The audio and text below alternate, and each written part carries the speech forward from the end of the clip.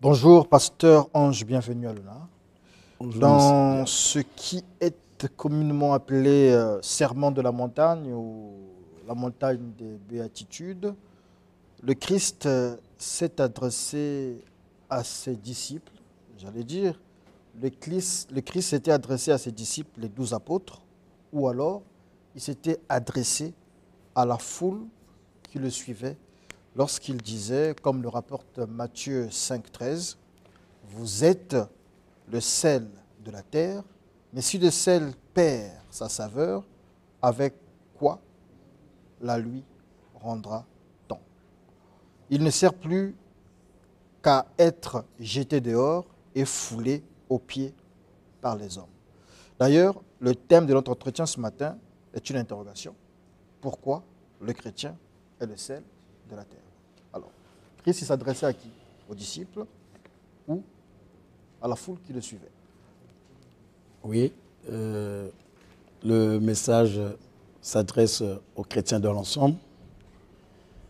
C'est un message très profond parce que lorsque nous lisons la Bible qui est écrite par des hommes qui s'adressent aux hommes, mais sous l'inspiration divine, Dieu utilise les illustrations et à travers des images de la nature, les oiseaux, les animaux et l'enseignement donné par la nature. Nous avons par exemple le cas du sel.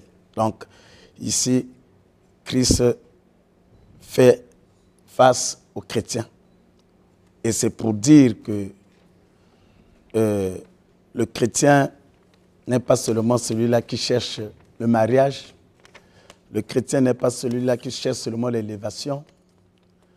Le chrétien n'est pas seulement celui-là qui est derrière le monde, mais en chrétien, il y a toute une richesse qu'on ne peut trouver nulle part. Alors, donc, c'est là où, à travers cette émission, nous voulons démontrer, s'adresser aux chrétiens, de ne pas courir derrière le monde, parce que le chrétien, plus que le monde, le chrétien a vaincu le monde. C'est quoi le monde en fait? Le monde, c'est la convoitise des yeux, la convoitise de la chair. Le monde, c'est les rivalités, le mal. Voilà. Parce que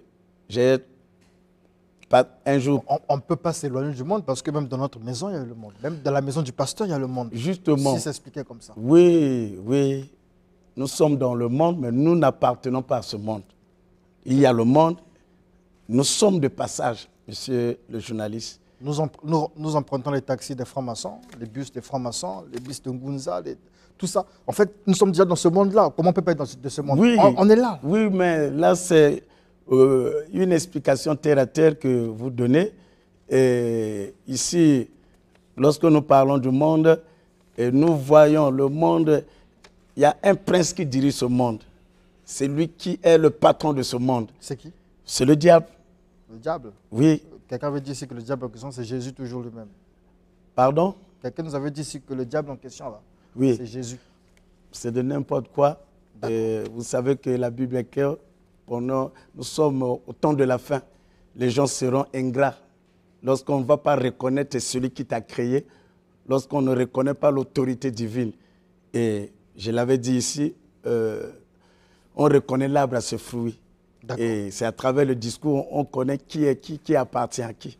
Alors, le sel est autant utilisé par les chrétiens que par les non-chrétiens, non seulement pour la cuisine, mais aussi pour la protection ou la délivrance, par exemple. Il y en a qui font des rituels, il y en a qui jettent sur les toits, il y en a qui mettent sous le lit, etc. En fait, quelle est la valeur spirituelle du sel? Sinon, quelles sont les vertus du ciel dans le christianisme? Merci beaucoup.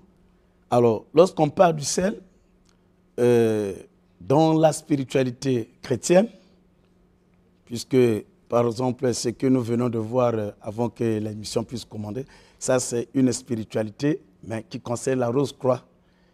Alors, la spiritualité chrétienne est basée totalement dans la Bible. Alors, dans cette spiritualité, le sel, communément appelé le chlorure de sodium, a beaucoup de vertus. Le sel regorge en lui beaucoup de mystères. Lorsque nous allons dans le livre de Lévitique 2, le 13e verset, alors la Bible nous dit que le sel est le signe d'une alliance perpétuelle. Alors, c'est la raison pour laquelle dans 2 Rois chapitre 2, 19 à 22, c'est Élisée qui arrive dans une ville appelée Jéricho, une ville maudite par Josué. Oui, Josué qui va dire, nous sommes dans Josué 6, verset 26, quiconque qui va rebâtir cette ville va perdre son premier enfant et le dernier. Et celui qui avait osé, c'était un architecte en ce temps, il avait subi. Alors, quand Élisée arrive, on va annoncer à Élisée que le séjour de la ville est maudite. Qu'est-ce que la Bible dit? La Bible nous dit que Élisée va demander qu'on lui apporte le sel. Donc quand il parle, il demande le sel, alors il veut faire intervenir son alliance. Parce que celui-là qui avait maudit la ville, ce n'était pas n'importe qui, c'est une autorité qui n'est pas la moindre. Et Élisée, en demandant le sel, Élisée a voulu brandir son alliance parce que seul un décret peut annuler un décret.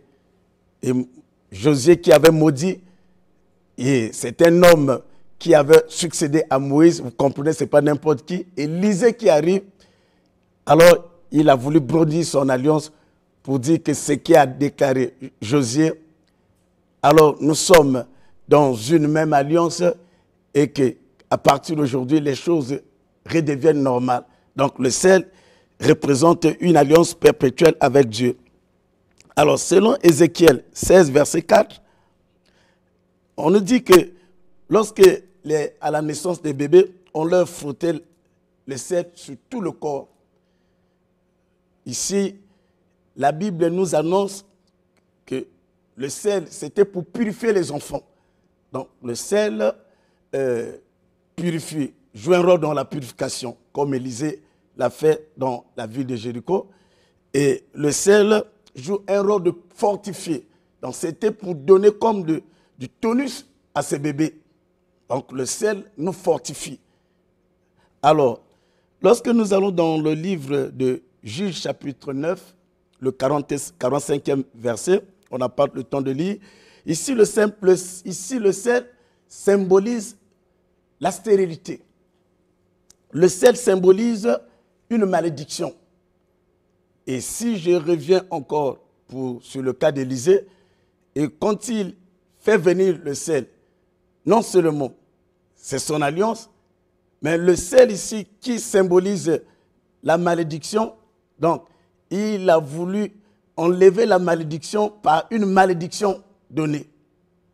Et Élisée, ou la ville qui était stérile, et il a utilisé le sel parce que, pour le confirmer, nous sommes dans Genèse chapitre 19, verset 26, où il était interdit à la femme de Lot, à la sortie de Sodome et Gomorrhe, de ne pas regarder derrière. Qu'est-ce qui s'est passé? Dès que lui, son mari et la délégation en sortant de la ville, et quand la femme de Lot va regarder derrière, la Bible dit qu'elle était redevenue une statuette du sel. Ici, c'est le jugement de Dieu. Ici, c'est la sanction de Dieu. Le sel est à la fois un symbole de bénédiction et de malédiction. Oui, exactement. Alors, lorsqu'on va à Pointe-Noire, généralement, c'est la dernière question, on va à Pointe-Noire généralement à la mer.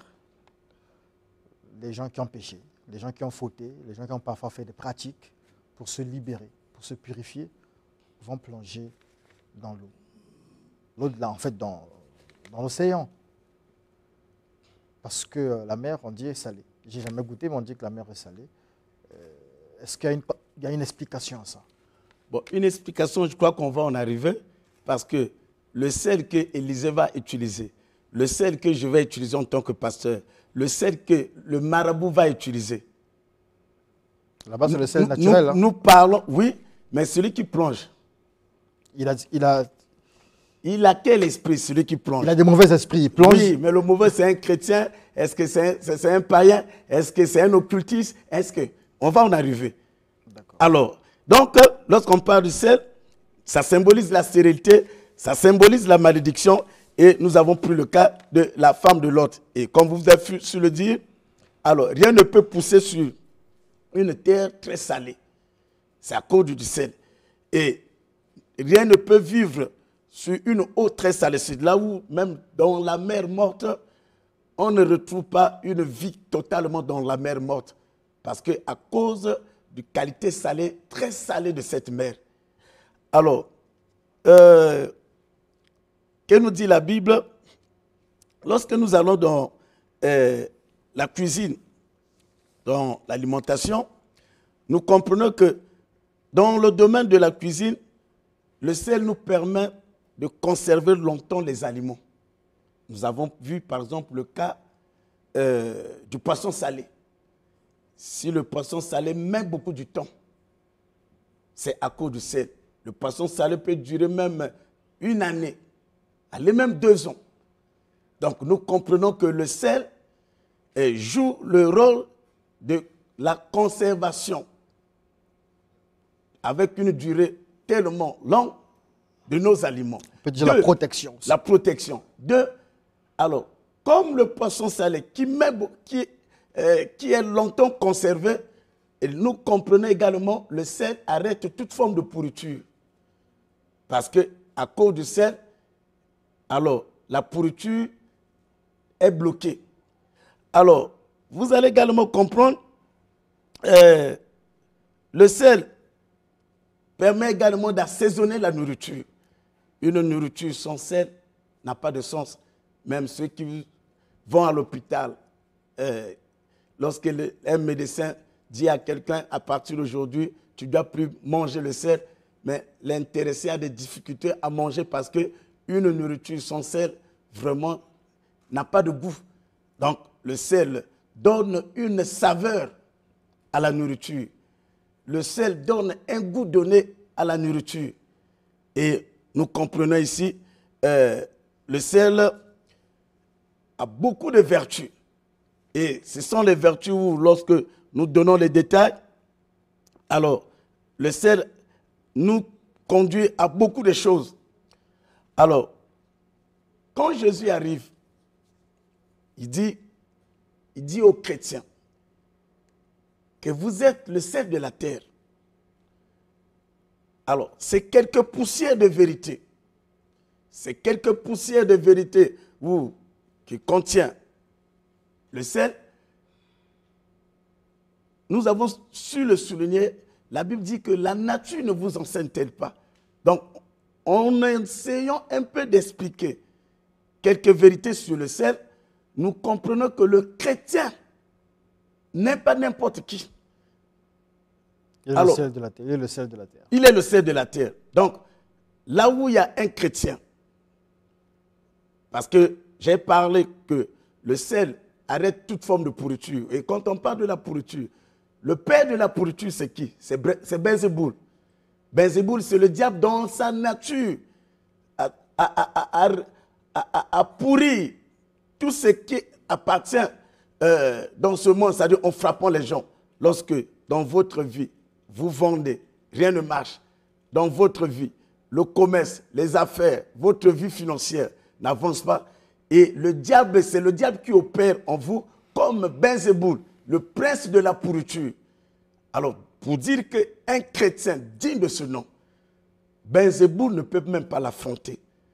Parce qu'il est le sel et là où dans son milieu, tout ce qu'il entreprend en tant que le sel, Belzéboul en tant que le prince de la pourriture, Belzéboul ne pourra jamais s'approcher d'un véritable, et celui qui est appelé dignement un chrétien.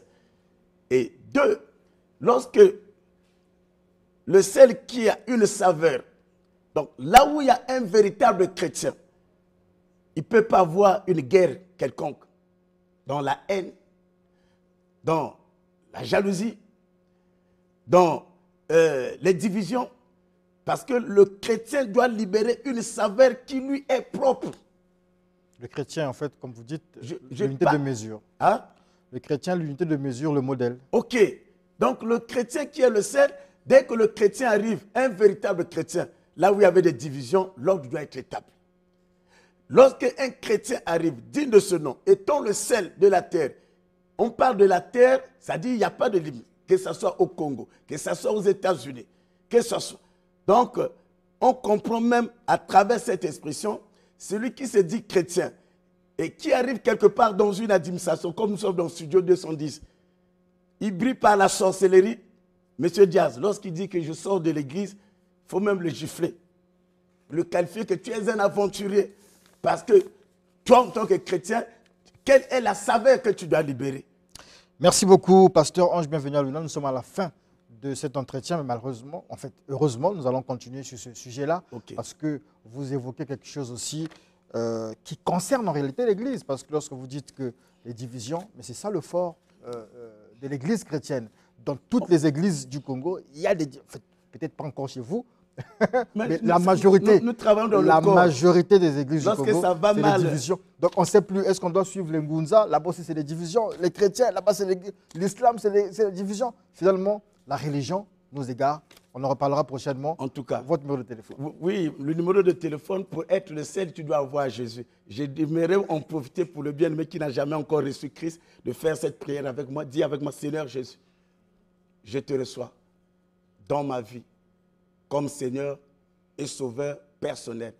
À partir d'aujourd'hui, je prends la décision d'abandonner les maîtres et maîtresses que j'ai eu à servir et de donner ma vie entière à toi. Au nom de Jésus-Christ, Amen. Je suis au 00 242 06 663 71 52. C'est mon numéro de WhatsApp également. Bonne fête de Pâques. Que Dieu vous bénisse.